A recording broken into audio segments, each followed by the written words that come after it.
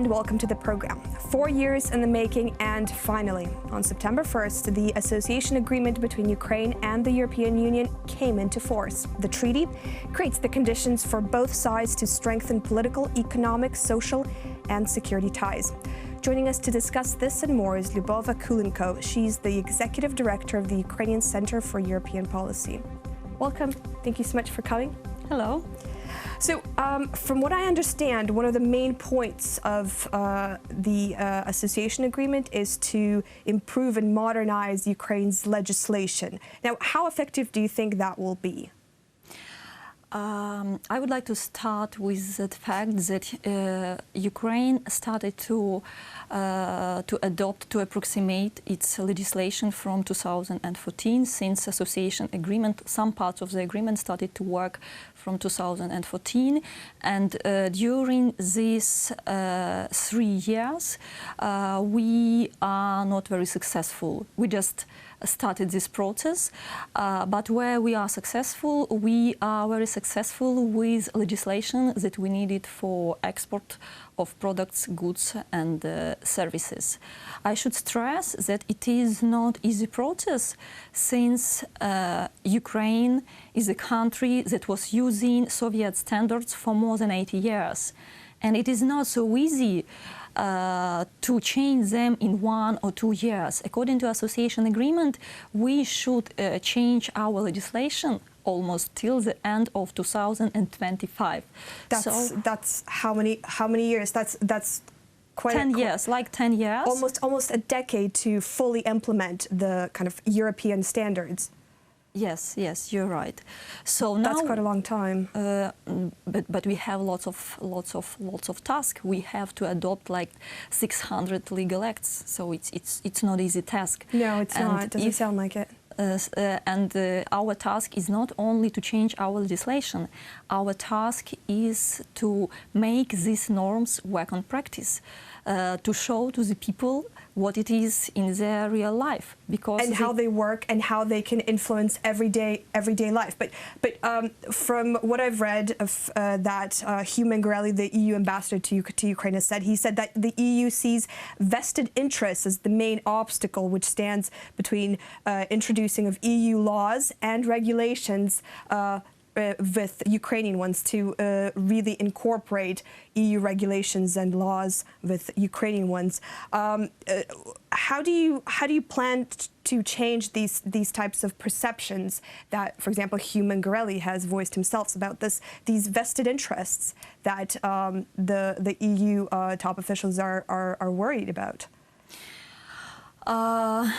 Of course, I can understand EU because they want to have an immediate effect. But it is impossible to receive an immediate effect. Of course, they wanted reforms were very quick and successful, and of course, if to be perfectly honest, Ukraine can be more quicker in this process, but they always forget that they have negotiations with post-Soviet country. It is not so easy. I do not want to protect our government or members of the parliament, but when I started analyze different sectors where we are adopting EU legislation, and I understand one important thing, that, for example, there are like 3 or 4 sectors where we are rather successful with legal approximation: energy, food safety control, public procurement. And when I started to analyze, not in legal terms, but in some pragmatic terms, what is going on in these sectors, I understand that in each sector there are a lot of stakeholders and business interests. And this group of people used to live to their own rules and norms. And now they should change all these norms and rules.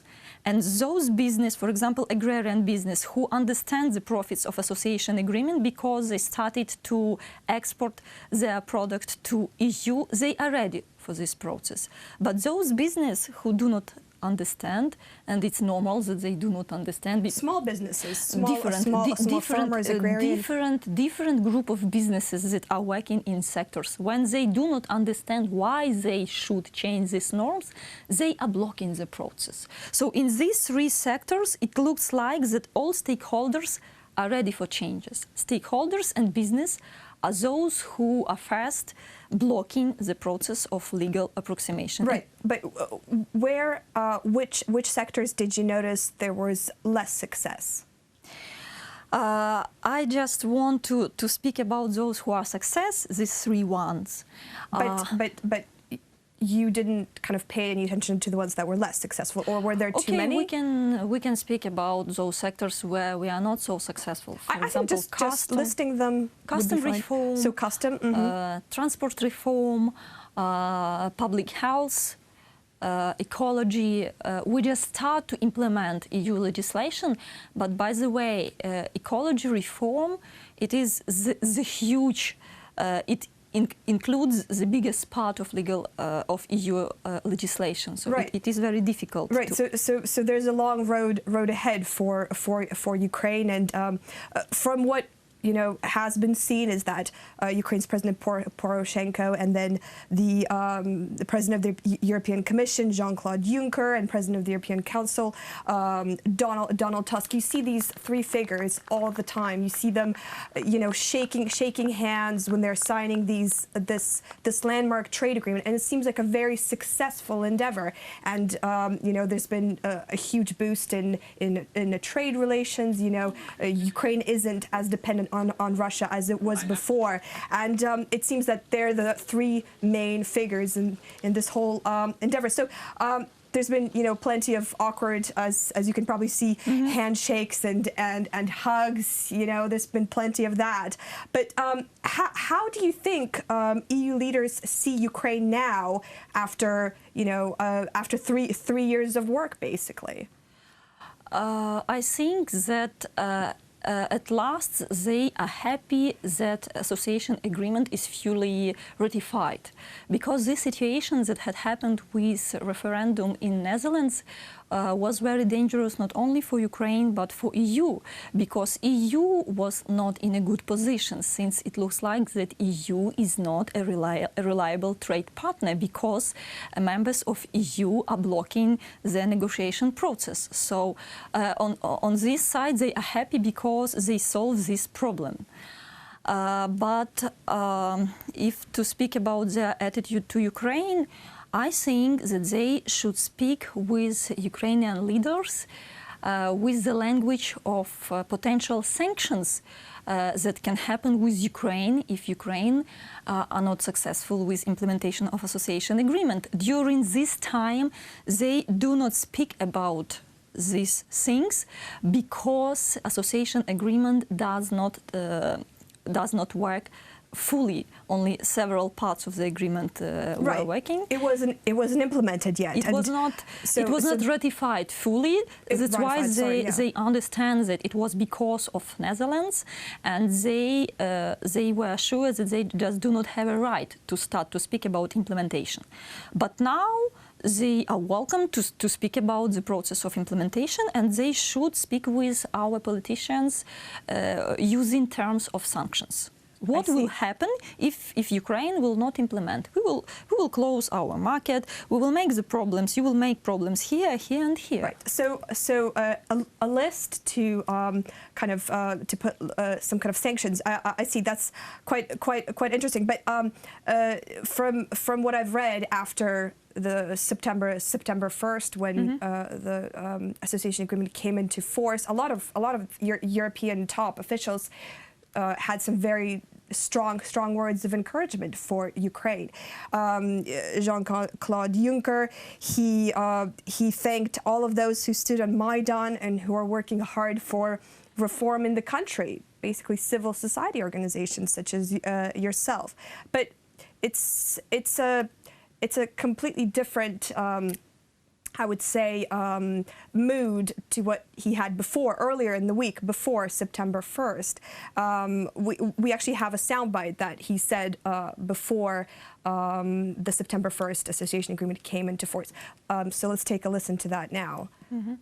At the moment, we've got 60 wars ongoing in the world, none in Europe, leaving aside Ukraine, which is not European within the meaning of the EU.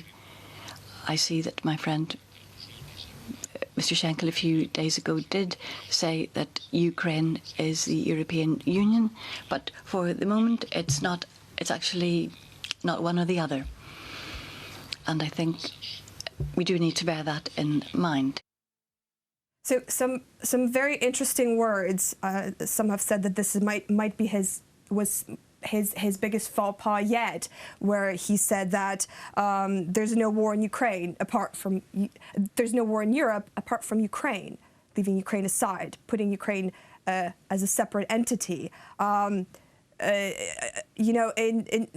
Later in his official statement, he said, he said those strong words about Maidan and these people who've stood for reforms. But what kind of impression does that leave with Ukrainian civil society leaders such as yourself when you hear him say one thing and then another within the span of a week?